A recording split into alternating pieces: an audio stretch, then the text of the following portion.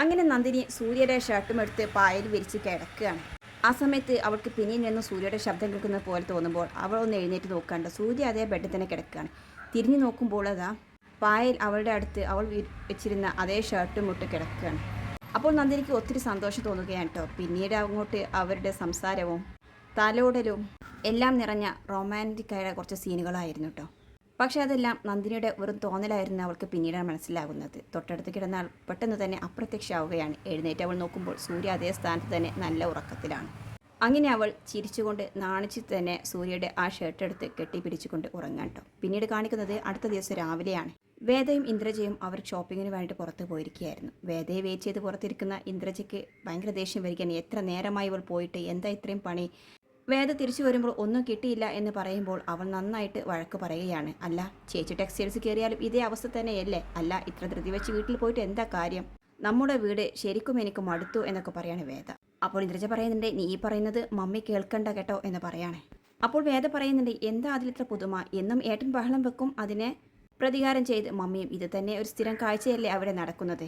അല്ല, കാര്യം നമ്മുടെ വീട് തന്നെയാണ്. നന്ദിനി ഒരു വേലക്കാരിയാണ്. എന്നാലും അവളോട് മനസ്സറിഞ്ഞ് ചങ്കൂറ്റത്തോട് കൂടിയിട്ട് എന്തെങ്കിലും ഒന്ന് പറയാൻ നമുക്ക് കഴിയുമോ? ഇല്ല. കാരണം ഉടൻ തന്നെ ആ വീട്ടിൽ നിന്നും ഇറങ്ങി പോകേണ്ടി വന്നാൽ ആ വീട് നമ്മുടേതല്ലല്ലോ, ഏട്ടൻ്റേതാണെന്ന് ഏട്ടൻ പറയും. അങ്ങനെ ബഹളവും കാര്യങ്ങളായില്ലേ, എനിക്ക് മടുത്തു എന്നൊക്കെ പറയാൻ കേട്ടോ.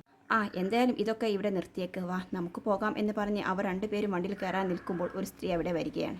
നിൽക്കൂ എന്ന് പറയാൻ കേട്ടോ. രണ്ടുപേർക്കും ആരാണെന്ന് മനസ്സിലായില്ല. അല്ല, എന്നെ മനസ്സിലായില്ലേ? നിങ്ങളുടെ ഏട്ടൻ എങ്ങനെയുണ്ട്, സുഖമായോ എന്ന് ചോദിക്കുകയാണ്. അതെ എന്ന് പറയാണ്. അപ്പോൾ പറയുന്നുണ്ട്, ഞാൻ നിങ്ങളെ ഏട്ടനെ അഡ്മിറ്റ് ചെയ്ത ഹോസ്പിറ്റലിലെ നേഴ്സാണ്. അപ്പോഴുണ്ടാവും കാര്യം മനസ്സിലാവുന്നത്. ആ ഏട്ടന് സുഖമായി എന്നവർ ചിരിച്ചുകൊണ്ട് പറയാണ്.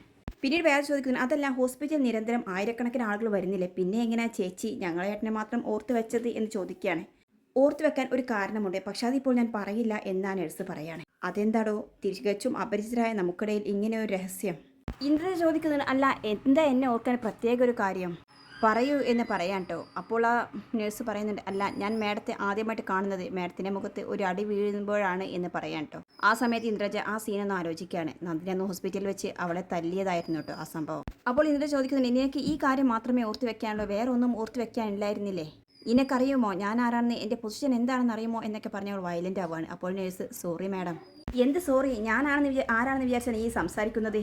നിനക്ക് ഹോസ്പിറ്റലിൽ വന്ന സമ്പന്നരോട് അസൂയയായിരിക്കും. നക്കാപ്പിച്ചക്ക് ജോലി ചെയ്യുന്ന ആളാണ് നീ ഇതാരോടൊക്കെ പറഞ്ഞു നടന്നു എന്നൊക്കെ ചോദിച്ച് അതിൻ്റെ അവസാനം വേദ, ചേച്ചി ഒന്ന് നിർത്ത്, നിങ്ങളൊന്ന് പോയേ എന്ന് പറഞ്ഞ് ആ നേഴ്സിനെ പിടിച്ച് അവിടെ നിന്ന് മാറ്റിയാണ് കേട്ടോ. എന്താ ചേച്ചി ഇതൊക്കെ, ഒന്ന് നിർത്ത് എന്ന് പറയാൻ കേട്ടോ അവളെ. നീ കേട്ടില്ല വേദേ, അവൾ ആ നന്ദിനി വേലക്കാരി എൻ്റെ മുഖത്ത് അടിച്ചതിനെ കുറിച്ച് പറയുന്നത്. അവൾക്കറിയുന്നത് പോലെ ആ ഹോസ്പിറ്റലിലുള്ളവർക്കെല്ലാം അത് അറിയില്ലേ? ഇവരൊക്കെ മറ്റൊരു സംസാരിച്ച് ഇതിനെക്കുറിച്ച് എത്ര പ്രാവശ്യം പറഞ്ഞ് ചിരിച്ചിട്ടുണ്ടാവും. അപ്പോൾ നഷ്ടപ്പെടുന്നത് നമ്മുടെ കുടുംബത്തിലെ അഭിമാനമാണ്, എൻ്റെ അഭിമാനമാണ്. ഇതെനിക്കൊരിക്കലും പൊറുക്കാൻ പറ്റില്ല. എനിക്ക് എവിടെയും പോകണ്ട, ഇപ്പോൾ തന്നെ വീട്ടിൽ പോകണം എന്ന് പറഞ്ഞ് വാശി പിടിക്കാൻ കേട്ടോ ഇന്ദ്രജ. അപ്പോൾ വേദ പറഞ്ഞു, ചേച്ചി നമ്മൾക്ക് ഇറങ്ങിയ കാര്യം തീർത്തിട്ട് പോകാം എന്ന് പറയാണ്. ഇന്ദ്രജ, വേണ്ട എന്ന് പറഞ്ഞില്ലേ, എൻ്റെ മുഖത്ത് കൈകരുത്ത് പരീക്ഷിച്ചവളെ എനിക്കൊന്ന് കാണണം. നീ വാ വേദ എന്ന് പറഞ്ഞ് വേദയും കൂട്ടിയിട്ട് വണ്ടിയിൽ കയറാൻ കേട്ടോ ഇന്ദ്രജയും. എന്നിട്ട് അവർ അവിടെ നിന്ന് പോരുകയാണ് വീട്ടിലേക്ക്. അതേസമയം സൂര്യയുടെ വീട്ടിലെ അടുക്കളയെ കാണിക്കുന്നുണ്ട്. രാജു ഭയങ്കര മസിൽ പിടുത്തത്തോടു കൂടി പൊട്ടിക്കാൻ നോക്കുകയാണ്. കാര്യം എന്താണെന്ന് തിരക്കി നന്ദിനി അവിടെ എത്തുകയാണ്. അത് ശർക്കരയായിരുന്നു കേട്ടോ. കുറേ പഴക്കമുള്ളത് കൊണ്ടായിരിക്കും രാജേട്ട അത് വിട്ടേക്ക് എന്ന് പറയാൻ. കുറേ നേരമായിട്ട് മോളെ അതിന് പിന്നാലെ ഇരിക്കുകയാണ്. ഇതങ്ങനെ വിട്ടുകൊടുക്കാൻ എനിക്ക് ഉദ്ദേശമില്ല, ഞാനിത് പൊട്ടിച്ചിരിക്കും എന്ന് പറഞ്ഞ് ബലമായിട്ട് തന്നെ അതിൽ പൊട്ടിക്കാൻ വേണ്ടി ശ്രമിക്കുകയാണ്. ആ സമയത്താണ് ഇന്ദ്രജയ വേദ്യം അവിടെ എത്തുന്നത്. അവർ നേരെ വണ്ടിയിൽ നിന്ന് ഇറങ്ങി അടുക്കളയിലേക്ക് നന്ദിനിയെ ചോദ്യം ചെയ്യാൻ വേണ്ടി വരാൻ നിൽക്കുകയാണ്. അപ്പോഴാണ് ശബ്ദം കേൾക്കുന്നത്, വേണ്ട രാജേട്ട, അത് പൊട്ടിക്കാൻ കഴിയില്ല, ഇനി രാജേട്ടന് മാറി നിൽക്കേ, ഞാനൊന്ന് ശ്രമിക്കട്ടെ. എൻ്റെ മോളെ ഇത്രയും നേരമായിട്ട് ഞാൻ ശ്രമിച്ചിട്ട് എന്നെ കൂടെ കഴിഞ്ഞാൽ പിന്നെയല്ലേ മോളെ കൊണ്ട്. എന്തായാലും ഒന്ന് അറിയാത്ത കാര്യം ഒന്ന് ശ്രമിച്ചു നോക്കാൻ നല്ലതല്ലേ?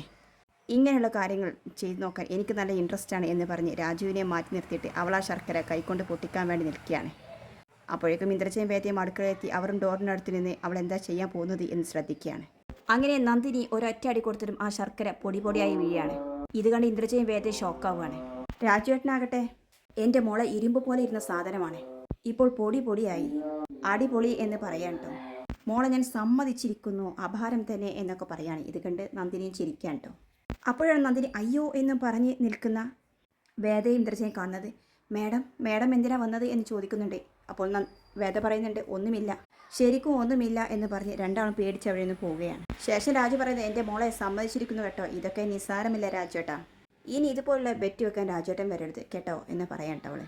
അകത്ത് പോയ വേദ ഇന്ദ്രജയോട് പറയുന്നുണ്ട്, വെറും ഭാഗ്യമല്ല മാത്രമല്ല അവൾക്ക് കൈക്കരുത്തുമുണ്ട്. ഇന്ദ്രജ പറയണേ, വേണ്ട, എത്ര വലിയ മഹാഭാഗ്യമുണ്ടായാലും